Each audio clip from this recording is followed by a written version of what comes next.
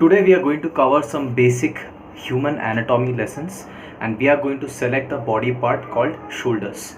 So we are going to talk about the shoulder joint, which are the muscles that are present in the shoulder. So as you know that this channel is mostly for exam point of view, like ACE exam. So I will be telling you the method that I use to remember these names, and I'll also tell you that what are the main things that you should be remembering from exam point of view, and what are the kind of questions that they might ask in the exam related to human anatomy of shoulders. So in human anatomy there's a lot of things, but today we are going to cover only the shoulder joint. Yeah, so let's begin. I'll also show you my notes where exactly I've written this down, so you can take a screenshot for your reference. Okay, let's begin. When it comes to shoulder, we know that the shoulder is one of the most complicated joints out there because it has a lot of movements like flexion, extension, abduction, adduction, internal rotation, external rotation, all of these things, right? So it's a pretty complicated joint, and you also tend to see a lot of problems, people facing a lot of injuries related to shoulder joints, especially your clients. So it's very important that you know a little bit about the shoulder joint anatomy basically. So let's start. So from exam point of view, you need to remember three things. One is rotator cuff muscles. What are the rotator cuff muscles? You should know that. Number two, you should know what are the shoulder joint muscles. Number three, you should know what are the shoulder girdle muscles. I'll say that again.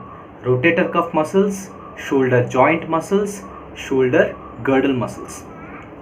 Now, how is shoulder joint muscles different from shoulder girdle muscles? When they say joint muscle, shoulder joint muscles, they are talking about the muscles that insert into the glenohumeral joint, which is your shoulder. The muscles that insert into it, those are called as shoulder joint muscles. Shoulder girdle muscles, they don't really attach to the shoulders, but they are somewhere, in the vicinity of the shoulder, like it is near the shoulders, but it doesn't have a direct attachment to the glenohumeral joint. That's why we call them shoulder girdle muscles. So three things: rotator cuff muscles, shoulder joint muscles, and shoulder girdle muscles. Now remember, rotator cuff muscles are shoulder joint muscles. They are not different. Just because I'm mentioning it separately doesn't mean they are different. Rotator cuff muscles have insertions on the shoulder joint, and that's why they are also called as shoulder joint muscles. Only shoulder girdle muscles are slightly different, which we'll talk about in a bit. Yeah, okay. So before I start explaining, have you heard about PTDC, the Personal Trainer Development Center? It is pretty famous on the internet these days. A lot of people know about it. So I just want you to remember that word, PTDC. Okay, Personal Trainer Development Center. I want you to remember that. And what else? You also know about the exercise called L-sits. Have you heard about it? Where you keep your legs straight and you try to hold it. It's a very famous gymnastic move, and you also use it in calisthenics a lot, right? L-sit hold, L-sits. I'm not talking about leg raises, I'm talking about L-sits, which really requires a lot of strength in your hip flexors, thigh muscles, and of course your core. Now, why am I saying all these things? There's a reason for it. So just stick with me, okay? Just stay with me. All right. Okay, so let's first talk about rotator cuff muscles. What are the rotator cuff muscles and how will you remember it? So I want you to remember this acronym called SITS, S-I-T-S. Will you remember SITS? So rotator cuff muscles are basically sitting, right? They help the shoulder, sit in place. So we are going to use the acronym called SITS, S-I-T-S, for rotator cuff muscles. Okay, now what is the full form of SITS? Let's find out. SITS, the full form of SITS, the first S stands for supraspinatus, I stands for infraspinatus, T stands for teres minor, and finally the S stands for subscapularis. So this is how I try to remember it. SITS, supraspinatus, infraspinatus, teres minor, and finally subscapularis. Now let's first separate the subscapularis out of the equation. What is subscapularis? It is nothing but your internal rotator. It is the only rotator cuff muscle which is responsible for internal rotation of the shoulder. Remember this. Again, I'll say that it is the only rotator cuff muscle which is responsible for internal rotation of your shoulders. Of course, there are other muscles that help in internal rotation, but when it comes to rotator cuff muscles, there is only one rotator cuff muscle which is responsible for shoulder internal rotation, and that muscle is called subscapularis. Yeah. Now we are left with the remaining three muscles, which are supraspinatus, infraspinatus, teres minor. Now let's separate the supraspinatus out of the equation, just as we separated subscapularis. So what is supraspinatus? What does it do? Supraspinatus is responsible for the first 15 degree of shoulder abduction, abduction. Yeah, so the first 15 degree, just this much, when you lift your shoulder this much, this is made to happen by supraspinatus. Supraspinatus is responsible for the first 15 degree of shoulder abduction. Now you have often seen bodybuilders, right? You have also often seen people training this way. They will take a dumbbell, they'll do lateral raises, but they'll stop over here. They won't come all the way down. They'll stop midway and then they'll keep doing it this way. So they feel that they get more activation in their deltoids when they do that. Now they are probably doing it because they are able to isolate their deltoids more, but you as a personal trainer should know why that is being done. What happens when you do like that? So here's the science behind it. We know that the supraspinatus is responsible for the first 15 degree of shoulder abduction. So when you're lifting a dumbbell, only when you cross this point, you're really using your deltoid muscle. Till then you are using a supraspinatus. That's the reason to isolate this muscle, people often stop over here and they do half reps so that they can really isolate this area. Why? Because the first 15 degree of movement, your deltoids are not doing much. Your supraspinatus is doing, which is your rotator cuff muscle, which helps in first 15 degree of shoulder abduction. Done. So now you are only left with two more muscles, which are infraspinatus and teres minor. So what are these responsible for? They are the pure external rotators of your rotator cuff muscles. They are your external rotators of your shoulder. Every time you ask for a lift, right? Every time you do this action, you are activating the infraspinatus and the teres minor. Every time you are doing that shoulder external rotation exercise with those bands, right? Every time you are doing this, every time you are doing this, even those face pulls that you do, right? So every time you are over here and you're doing this, you're basically activating those two muscles called infraspinatus and teres minor, which is nothing but your rotator cuff muscle, which is purely responsible for external rotation of your shoulders. So quick recap, what is your rotator cuff muscles? It is called as SITS, S-I-T-S. The full form of SITS is supraspinatus, infraspinatus, teres minor, and finally subscapularis. In this, subscapularis is the only rotator cuff muscle which is responsible for shoulder internal rotation. And supraspinatus is the muscle which is responsible for first 15 degree of shoulder abduction. And infraspinatus and teres minor are your external rotator cuff muscles. They are rotator cuff muscles. They are responsible for external rotation of your shoulder joint or your glenohumeral joint.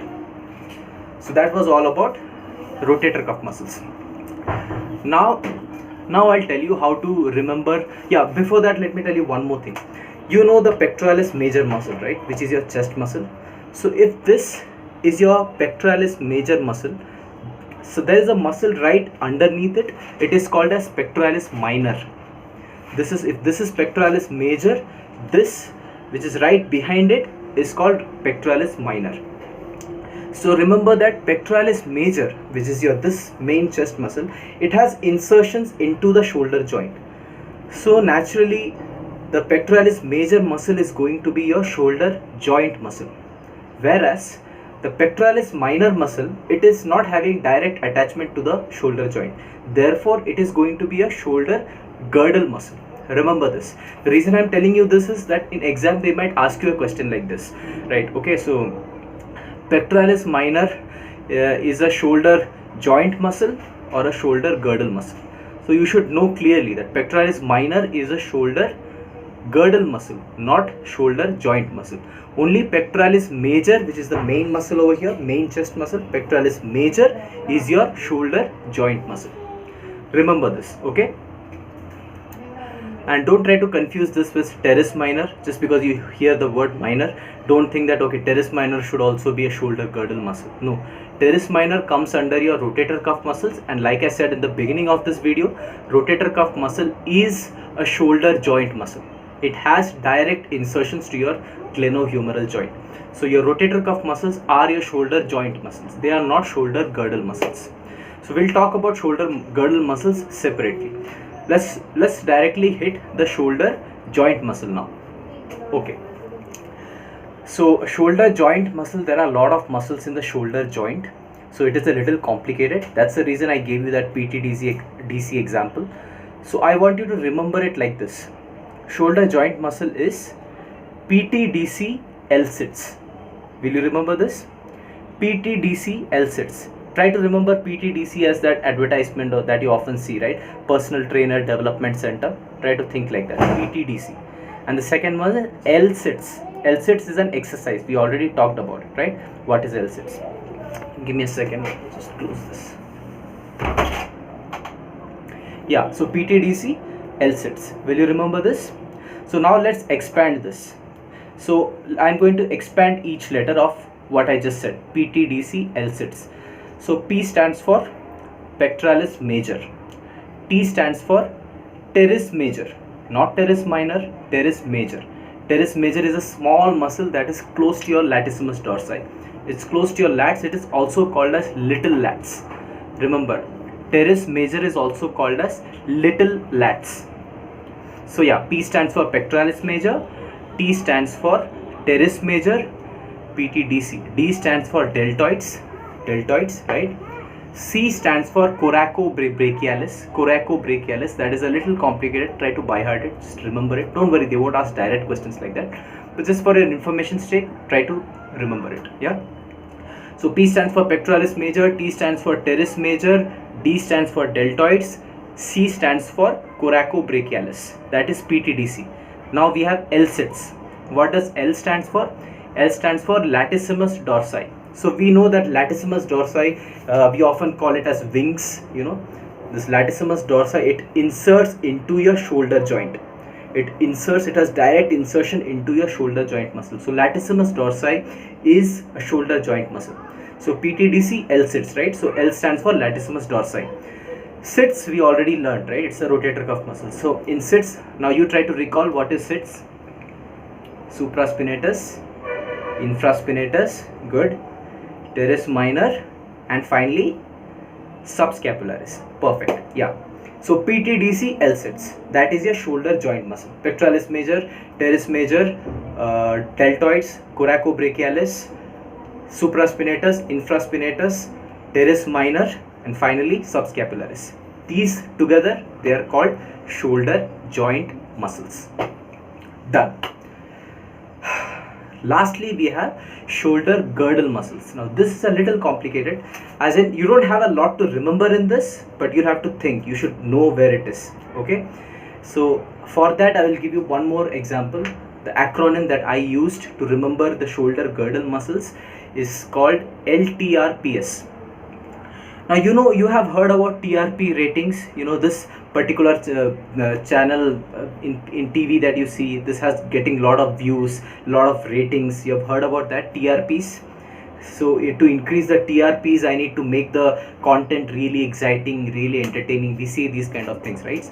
So like that, try to remember LTRPS. That is your shoulder girdle muscles. I'll tell you what each stands for, but first try to remember the acronym. If you can remember this acronym, it's just about a matter of recalling, and you'll be able to recall.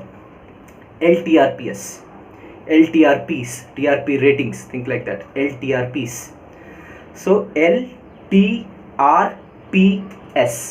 that's what shoulder girdle muscles are.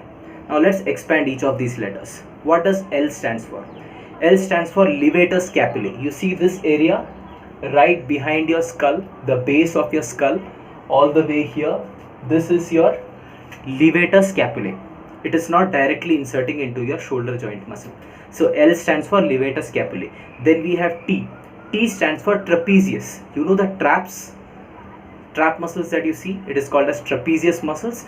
This doesn't directly insert into your shoulder joint. You may think that it does because you see it over here, but it doesn't directly insert into your shoulder joint muscle. So they are called shoulder girdle muscles.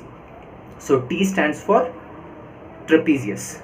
R stands for rhomboids. Rhomboids are the valley shaped muscles that you see behind your back. That is what is responsible for retracting your scapula. This is your scapula.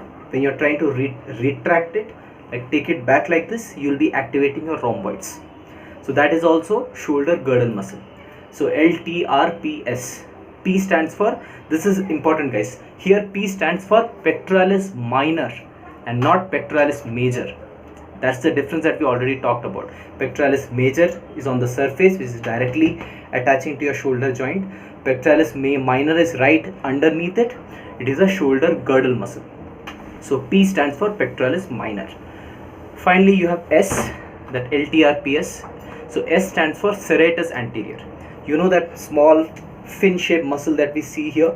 The small rib, it looks like rib cage, 3 muscles over here. That is called the serratus anterior muscle, which is responsible for protracting your scapula. Not internal rotation, scapular protraction. It is also called as the boxer's muscle. Generally, people who are into boxing and stuff, they'll be having very ripped serratus anterior muscle. So quick recap, LTRPS. TRP ratings, like that, try to remember. LTRPS. L stands for levator scapulae. T stands for trapezius. R stands for rhomboids. And finally, S stands for serratus anterior muscle. So will you remember the difference between pectoralis major and pectoralis minor, and the difference between shoulder joint muscles and shoulder girdle muscles, and rotator cuff muscles, which is sits. Rotator cuff muscle is nothing but shoulder joint muscles. Remember that. So the 3 acronyms that we looked at was PTDC LSITS for shoulder joint muscles, LTRPS for shoulder girdle muscles, and SITS, which is basically your rotator cuff muscles. Okay, so with that, shoulder joint human anatomy part is over. Now let me know if you want me to make a video on the different movements of shoulders, like flexion, extension, which muscle is being used when you are doing flexion, when you are doing extension, stuff like that. If you want me to make a separate video on that, let me know. I don't want to make this video any longer than it already is. So this was all about the shoulder joint anatomy. Now I'll quickly show you my notes, so be sure to take a screenshot and keep it for your reference. And I have colored it so that all these colors will help you memorize better. So take a look at my notes and take a screenshot. Yeah, let's go. Yeah, so this is my notes. Let me show you a closer look. Human anatomy of shoulders, shoulder joint muscles, PTDC LSITS. I've highlighted pectoralis major so that you will remember after seeing this color. Minor, pectoralis minor is part of girdle, major is part of joint. Shoulder joint muscles, these are the shoulder girdle muscles. Finally, we have the rotator cuff muscles, which is also part of shoulder joint muscles. Remember that. So quick recap, external rotators are infraspinatus and teres minor.